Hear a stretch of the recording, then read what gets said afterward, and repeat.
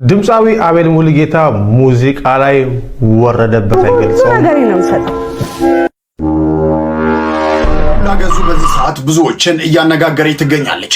ብዙዎችን በማህበራዊ ሚዲያ ላይ አድናቆትን እየቸሯት ይገኛል። ታወቅ ወይ ሲት ታረግብኝ እና ሊኖረው ይችላል ግን ውስጥ ሰላም የለውም። ለምንድን ነው የሰው አጥር ስር ሄዳችሁ ዝም ብላችሁ የምትሸኑት? አይ ወጥሮ ነው ሽንታችን ስለሚወጥር ነው። ሃይማኖታቸውን የቀየሩት ሁለት አርቲስቶች እነማን ናቸው? ሉላ ገዙ እንግዲህ ከስራት ያመለጠችበት ድንቅ ጥበብ ምንድነው? እነዚህንና ጥርስ የማያስከድኑ ቪዲዮዎችን ይዘንላችሁ በሰዓቱ ከቸስ ብለናል። ያው ለቻናሉ አዲስ ከሆናችሁ ሰብስክራይብ የምትሏን በተን በመንካት ቤተሰብ ፕላስ ይሁን።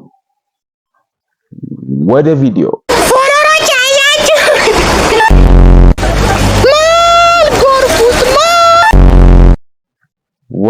ዋው ጀለስ ትንሽ እኮ ሪስክ ያለበት ቦታ ላይ ሆንሽ እንጂ በቃ ራሷን እኮ ነው በቃ።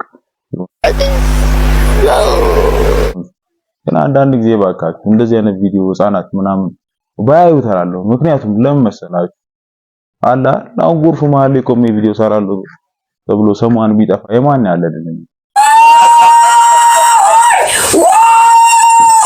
ዛሬ በሲሪየስ ቪዲዮ ጀመርኳችሁ ብቻ ግን ደቀን ያረክሽው ማንዬ ይቻምት ብለን ከኔ ጋር ባትተዋወቅ ይሻላል ወይስ ቺት ብታረግብኝ? ከኔ ጋር ባትተዋወቅ ወይስ ቺት ብታረግብኝ? ካንቺ ጋር ባልተዋወቅ ይሻለኝ። መተዋወቅ የሚቆጭሃል ማለት ነው። ቦካ ነገሩ። እሺ ቺት ባረግብሽ ወይ ቺትም ባላረግብሽም ባልተዋወቅሽም ጭራሽ ጥያቄው ጋር ባልቀመጥ ባልጠየቅ ሌላ ጥያቄ የለሽም? እሺ አንድ ሴት ጠረን ደስ ይላል ብትልክ ምን ትመስልስላታል? ጠረን ደስ ይላል ብትልክ ቢች ሲጀመር ጠረኔ ምን አገባሽ ስለኔ ጠረን ሚስቴ ተጨነቅበት እንጂና ሲጀመር ጠረንስ ኪሸታ ድረስ ለምትጠጋጋላችሁ ምን ውስጥ ነው የገባው? እናታችሁ እሺ ሌላ የለም።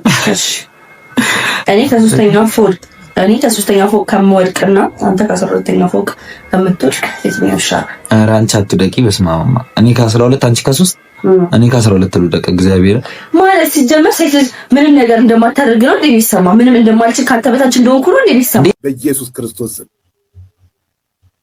በስመ አብ ወወልድ ወመንፈስ ቅዱስ። ይሄ ፉክክር ነው እንዴ? ከ3ኛ ፎቅ መውደቅና ከ12ኛ ፎቅ መውደቅ ነው ሲጀመር።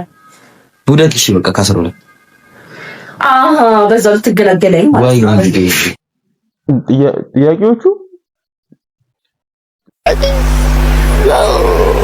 እንዴት ነው የሚመለሰው? ወይኔ በላቸው ዝምታ ወርቅ ነው አሉ። መመለስም አለመመለስም ትንሽ ከበድ ያለ ሪስክ አለ። እንዴት ነው ይሄ ነገር? ትንሽ ከባድ ነው። በሁለቱም ነጥብ ትጥላላችሁ ማለት ነው። ሁሌ ወራጅ ቀጠና ማለት ነው።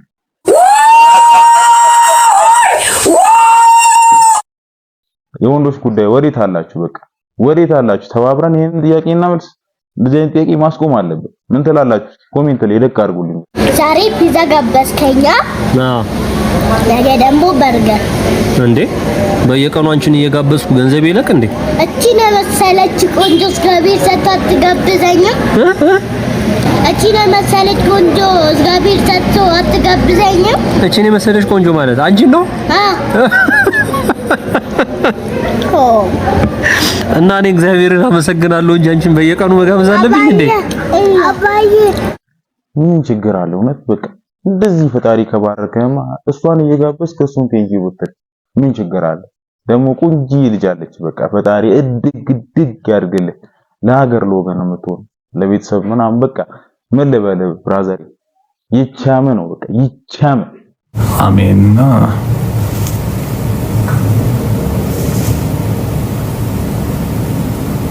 ብዙ አለ እዚህ 700 ምናምን ሰው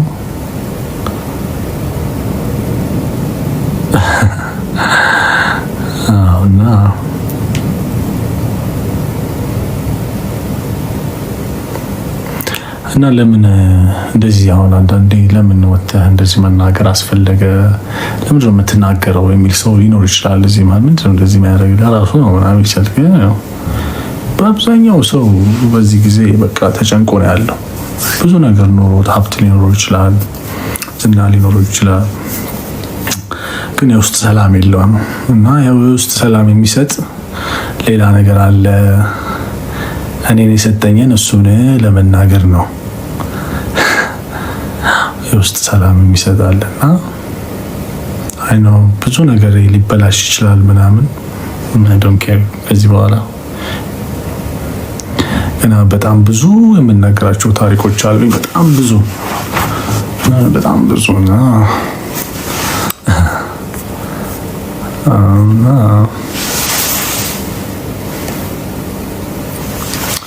ሁላችንም ብዙ ሰው ከሩቅ አይተን እንደዚህ አይተነው በቃ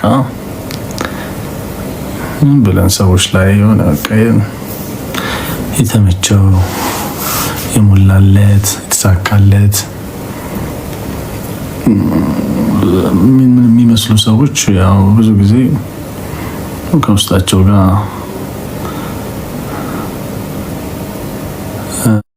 በዚህ ጉዳይ ላይ እንግዲህ ይህ ሰው ያልኩኝ በጣም ሰው የምንወደው ምርጥ አርቲስት እንግዲህ አሪፍ ስራዎችን እያሰራ ለጆሮአችን ምግብ ይሁን ልዩ ጣዕም ያላቸው ሙዚቃዎች ሰራ የነበረው እንግዲህ ወጣት ሙዚቀኛ እንግዲህ ሃይማኖቱን ቀይሯል ተብሎ ብዙ ጥያቄዎች እንግዲህ ላይቭ ላይ ሲደረግ ነው። በዚህ ጉዳይ ላይ ምናልባት ዝና ሊኖራችሁ ይችላል፣ ገንዘብ ሊኖራችሁ ይችላል። ያላችሁ ነገር ግን ለውስጥ ሰላም ለእረፍት በቂ ስላልሆነ እረፍት ወደማገኝበት ቦታ ላይ እንግዲህ እረፍት አለው ቢሉ ወደ ተሰማኝ ቦታ ሙቭ አድርጌያለሁ ብሏልና እንግዲህ በዚህ ሐሳብ ላይ ምን ትላላችሁ? ሃይማኖታዊ ነገሮችን ሐሳብ መስጠት ትንሽ ይከብዳል፣ ግን እስኪ በዚህ ጉዳይ ላይ ምን ትላላችሁ? በቃ ሁሉ ነገር ነው የምሰጠው።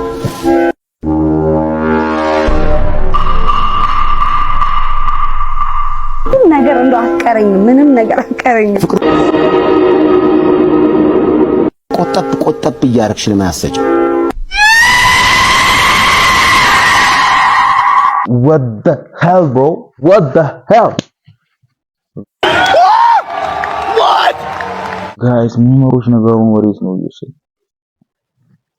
የኔ ኩዊን ኢንተርቪው ሙሉን አይቼዋለሁ አይደል? Oh my god! Wow! ለምን ሁላችንም ይሆናል ነቀፋን ብቻ የሆነችን ነገር የምናይ ሰዎች ለምን እንሆናለን ምናምን ብላ እንግዲህ ወደ ሲሪየስ ፎርም ለምጣላችሁ አላር ተለቅ ያለን ሰዎች ስለሆነ በሲሪየስ ፎርም እናወራለን። ለምን ግን ምናምን ትለን ብቻ ግን ምንድነው ጋይስ ቪዲዮ ከተሰራለት ዓላማ ውጪ በመጠቀም ተብሎ መካሰስም እኮል በጣም ያሳዝናል። ወዴት እንደሄደ አላውቅም። ብቻ እኔ ባሰብኩት መንገድ ካሰባችሁ ያው ሁሌ እንደምለው ማለት ነው በቃ ኮንታን ገና አይመስላችሁ? ቶሎ ጠይቁኝና ልሂድበት። እሺ ጥያቄሽ ምንድነው? ጀምሪ እስኪ አንቺ። ለምንድን ነው የሰው አጥር ስር እየሄዳችሁ ዝም ብላችሁ የምትሸኑት? አይ ወጥሮ ነው ሽንታችን ስለሚወጥር ነው የምንሸነው። አይ ከከባድ ጥያቄ ጠይቁና ምንድነው? ቀጣይ ተረኛ ለምንድን ነው ሴቶች ብቻቸውን ሲዝናኑ ልክፈል እያላችሁ የምታስቸግሩ? ኦኬ ምን መሰለሽ እኛ ወንዶች ሴቶችን የምናየው ልክ እንደ ፈረስ ስለሆነ ፈረስ ደግሞ ያው መቀለብ አለበት። ከተቀለበ በኋላ ደግሞ መጋለብ አለበት ብያምናለሁ። ለዛ ነው። እሺ ተረኛ ቀጥይ። ምን ትመስላለሽ በእናታችሁ? ለምንድን ነው እስካሁን ድረስ መንገድ ላይ የምትላከፉት? ኦኬ ያንቺኛዋ ጥሩ እንትን ነው አስተያየት ነው። እንጀምራለን፣ በተለያዩ ቦታዎች እንጀምራለን። በቤት ለቤት ይሄድናም ለከፋ እንጀምራለን። ችግር ስጋት አይገባሽ። እሺ ያቺ ጥሩ ሐሳብ ነው ያንቺ። ቀጥይ እስኪ ያንቺኛዋ። ለምዶች የምታረጉት ታጠቢ ጸዳቤ ፈታቤ ምናምን ነገር ጽድት ቤ ምናምን ነገር ለባልሽ ምናምን ተመቻችሽ። ያኔ ጥሩ አንማግጥም፣ ችግር የለውም። እሺ እና ፏቤ እሺ ተረጋ። ቀጥይ አንቺ። ለምንድን ነው ሴት ልጅ ዴት ለማድረግ ማታን የምትመርጡት? ይሄ እናንተ መጠየቅ ነው ያለብን እንጂ እኛ አይደለንም እንዴ። እኛ ከቀኑ 7 ሰዓት ላይ እኛ በርግ የመግባት ችግር የለብንም። የፈለግንበት ቦታ ዴት የማድረግ ችግር የለብንም። ይሄ ሲጀመር ጥያቄያችሁን ራሱ ማውጣት ልመዱሽ። እንደውም ተረኛ ቀጥይ ትመስላለች። ምንድነው ጥፍራችሁ የምታሳድጉት? ኦኬ ጥፍር እንትን ነው ሃንድወርክ ስለማንሰራ ነው። አመሰግናለሁ። የመጨረሻው ባሰ ጋይስ፣ የመጨረሻው ባሰ። በጌታ የሚገርም ምላሽ። በቃ የወንዶች ጉዳይ የምንኮራበት ዲቤት እንደሸመጠጠን ታውቃላችሁ። በቃ አሸሸ ገዳሜ ሲል ነው በቃ ሜመሮች እጅ ላይ ነው በቃ እየተሰካከስን እንደሆነ በቃ ምንም ማርኬቲንግ እኛ ላይ እየሰራ እንደነበረ ተባኗል። በቃ ከዚህ በኋላ ዲቤክ ላይ ያለን ነገር ተስፋ ቆርጠናል። ይሄን ወንድማችንን ግን ብንይዝ የሁላችንም ጥያቄ አይደለ በቃ የሁላችንም ወንዶች ከትልቅ እስከ ትንሽ ህፃናት ሁሉ የ9 ወር 6 ወር በቃ ሆድ ውስጥ እስካሉ ድረስ እኮ ነው ምላሽ የሰጠው እና ይሄን በቃ ያዙልኝ ገብታችሁ ፎሎ አድርጉት ምናምን ነገር በቃ ተንከባከቡት ወንዶች። ምን ይመስላችኋል? ከዚህ በላይ በቃ ከዚህ በላይ የብዙሃን አፍ ሆኖ መናገር ቀላል አይደለምና ዋው ለናደንቅ የመጨረሻው ድምፃዊ አቤል ሙሉጌታ ሙዚቃ ላይ ወረደበት አይገልጸውም፣ ወረደበት። ድምፃዊው ሙዚቃ ካሁን በኋላ አቁሜያለሁ ብሏል። በዘፋኝነቱ ህይወት ላይ ግን ከባድ የሆነ ትችት ሰንዝሯል። መረጃውን በአጭሩ አቀርብላችኋለሁ። ድምፃዊ አቤል ሙሉጌታ ከዓለማዊ የሙዚቃ ማለትም የዘፈን ዓለም ሙሉ በሙሉ መውጣቱንና ወደ ክርስትና እምነቱ ወይም ወንጌል መመለሱን በይፋ አስታውቀዋል። ድምፃዊው መጋቢት 21 ቀን 2018 ዓ.ም በማህበራዊ ገጹ ባሰፈረው ሰፊና ስሜታዊ መልእክት ውሳኔው ከማሳወቅ ባለፈ እስካሁን ሲንቀሳቀስበት የነበረውን የሙዚቃ ኢንዱስትሪ በከፍተኛ ሁኔታ አብጠልጥሎታል። አቤል ዘርፉን ቆሻሻ የውሸት መልክና በውስብስብ አጋንንታዊ አሳር የተያዘ ሲል የገለጸው ሲሆን ዓለማዊ ዘፋኝነት ከስካር ጋር ፈጽሞ የማይነጣጠል መሆኑን በመግለጽ በዘርፉ ላይ ያሉ የቀድሞ የሙያ አጋሮቹም ይህንን ዓለም ትተው እንዲወጡ ጥሪ አቅርቧል። ይህ የአቤል እርምጃና መግለጫ በኪነ ጥበቡ ማህበረሰብና በተከታዮቹ ዘንድ የተለያዩ እንግዲህ መጀመሪያ በመግቢያው ላይ ኢንትሮ ላይ በነገርኳችሁ መሰረት እንግዲህ በዚህ ሳምንት ውስጥ ብቻ እንግዲህ ሃይማኖታቸውን ቀይረው እንግዲህ ስራቸውን ሙዚቃውን ኢንዱስትሪ የተውት እነዚህ ሁለት አርቲስቶች ናቸው። እንግዲህ አቤል ሙሉጌታና ደግሞ የምናውቀው አንደኛው ብዙ ጽድት ያሉ ሙዚቃዎችን በመስራት የምናውቀው በቪዲዮ መካከል ላይ የተመለከታችሁት ወጣት ነበረ። እንግዲህ የራሳቸውን ፐርስፔክቲቭ የራሳቸውን አመለካከት ነው በዚህ ጉዳይ ላይ ወደዚህ ገብቷል ወደዚህ ወጥቷልና አስተያየት አንሰጥም። ይመቸናል ያሉትን በቃ ያኖረናል ያዋጣናል ያሉትን መርጠዋልና ምችት ይበላቸው ብቻ እንላለን። በቃ አረ ሉላ ገዙ በዚህ ሰዓት ብዙዎችን እያነጋገረች ትገኛለች። ብዙዎችን በማህበራዊ ሚዲያ ላይ አድናቆትን እየቸሯት ይገኛሉ። ታዋቂነት በኃላፊነት ካልተያዘ አደጋ አለው። ሉላ ግን ስሟንና ክብሯን ከጊዜያዊ ጥቅም በላይ አስቀድማለች ሲሉም እየጻፉ ይገኛሉ። ሴቶች አርቀው ያስባሉ የሚለው አባባል በተግባር ሲተረጎም በሉላ ገዙ ታይቷል። ከአንድ ዓመት ከአንድ ወር በፊት ብዙዎች ለጥቅም ሲሉ የሚጋፉበትን የ8 ሚሊዮን ብር መኪናና የአምባሳደርነት ክብር አይሆንም በማለት በገዛ ፍቃዷ ውል ያቋረጠችው ሉላ ዛሬ የብዙዎችን አድናቆት እያተረፈች ትገኛለች። በየካቲት 2017 ዓ.ም ሉላ ገዙ ከፊንቴክ ኢንቨስትመንት ጋር የነበራትን ድርድር በራሷ ውሳኔ ማቋረጧን ስታሳውቅ ምክንያቱ ምን እንደሆነ በወቅቱ ግልጽ አልነበረም ነበር። ሆኖም ግን ዛሬ ድርጅቱ በፈጸሙ የወንጀል ተግባር የተጠረጠሩ ስማቸው የተነሳውና በቁጥጥር ስር የዋሉት ታዋቂ አርቲስቶች ሁኔታ ሲታይ የሉላ ውሳኔ የጥቅም ሳይሆን የመገንዘብና የጥንቃቄ ውጤት እንደነበረም ብዙዎች ተረጋግጧል ሲሉ ሀሳባቸውን እየገለጹ ይገኛሉ። ይህንን የሉላ ውሳኔ እንዴት አያችሁት? ሀሳባችሁን ኮመንት ላይ አስፍሩ።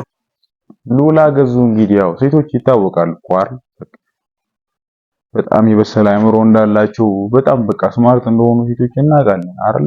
ቀድማ እንግዲህ ሊፈጠር ያለውን ነገር ፕሬዲክት አድርጋ ወይ ደግሞ እየተካሄደ ያለውን ነገር ብዙም ምቾት ስላልሰጣት ይመስላል ይሄንን ነገር ሙሉ ለሙሉ እንግዲህ ካንዳ በፊት ማቋረጧ ይታወቃል። ከዚህ እስራት እንግዲህ ነፃ ያወጣችው ባላመነችበት ነገር ላይ እንግዲህ እሷን በሚያውቁ ሰዎች እሷን ስላዩ ብቻ ተገፋፍተው ይሄንን ፕሮዳክት እንዲገዙ ሪዝን ላለመሆን ብላ እንግዲህ የራሷን እርምጃ ወስዳ ከዚህ ነገር ላይ ራሷን ነፃ ወጣለች።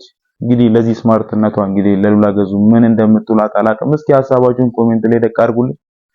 የዛሬ ቪዲዮ ይሄን ይመስል ነበር። በቀጣይ በአስተማሪ በአዝናኝ ትምህርት ሰጪ ደግሞ ጥርስ በማያስከድኑ ቪዲዮዎች አብረን ሪያክት እናደርጋለን። ተመልሰን እንመጣለን። ያው ደግሞ እንደሚታወቀው እዚህ ጋር ከደረሳችሁ ያው ዩቲዩብ በጣም የምነግራችሁ ነገር የእውነት ሆነስትሊ ስነግራችሁ ዩቲዩብ ቪዲዮ ይዞብኛል። ቻናሌን ገብታችሁ ማየት ትችላላችሁ። መጀመሪያ አካባቢ ላይ በአሪፉ ቪዲዮዎች ፐርፎርም እያደረጉ ነበረ።